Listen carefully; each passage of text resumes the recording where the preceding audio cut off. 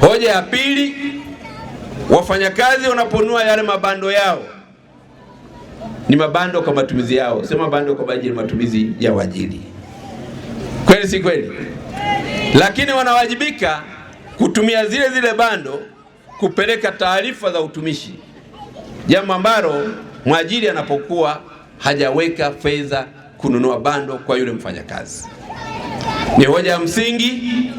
Waajiri tuna wajibu wa kuliangalia jambo hili, na hususan wakurugenzi ndio mna wafanyakazi wengi wanaoleta ripoti mbalimbali. Kweli si kweli? Kwa hiyo wakurugenzi, kwenye mapato yenu ya ndani angalieni. Naomba wakuu wa shule, walimu wakuu, sekta ya afya walete taarifa kila mwezi au kila baada ya kota au kila baada ya miezi sita. Sasa mkumbuke kwamba wanatumia bando, na hayo mabando wanayotumia yanatokana na mishahara yao kuwekwa mle ndani. Kwekeni utaratibu wa posho na motisha kidogo, ili mnapoweza kufanya jambo hili uweze kulifanya vizuri. Lakini meeleza pia changamoto ya baadhi ya maeneo kutokuwa na umeme na baadhi ya maeneo kutokuwa na mitandao ya mawasiliano. Nataka niwahakikisheni eneo hili serikali ya Dr. Samia imejipanga vizuri.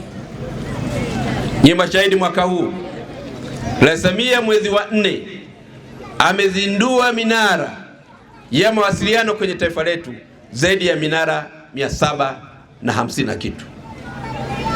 Nini maana yake?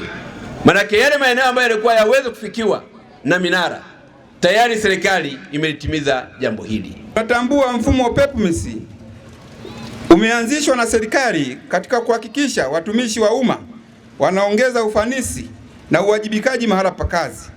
Kutokana na mabadiliko hayo, tumekuwepo na changamoto katika utekelezaji wa mfumo huo, kwani watumishi huingia gharama kununua bando kwa kuwa wanalazimika kuingia kwenye mfumo kila siku ili kujaza taarifa na madokezo mbalimbali ya kiutendaji.